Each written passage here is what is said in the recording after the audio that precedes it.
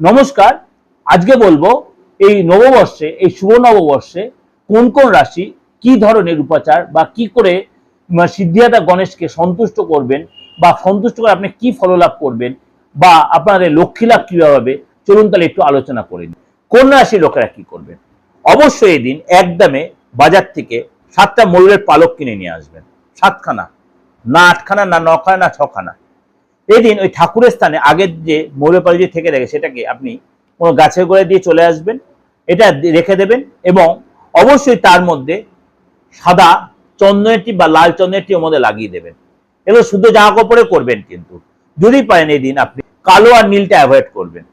কালো নীল অ্যাভয়েড করে আপনি যে কোনো কালার পরুন, কোনো অসুবিধা নেই।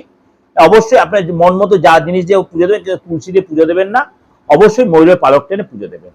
আর পুজো হয়ে যাওয়ার পরে আপনি ঠাকুরের স্থানে রেখে দেবেন, আপনার সন্তানের ঘরে রেখে দিতে, আপনার নিজের কর্মস্থলে ব্যবসা জায়গায় রেখে দিতে পারেন। ময়ূরের পালক দেবেন, খুব কাজের কাজ হবে।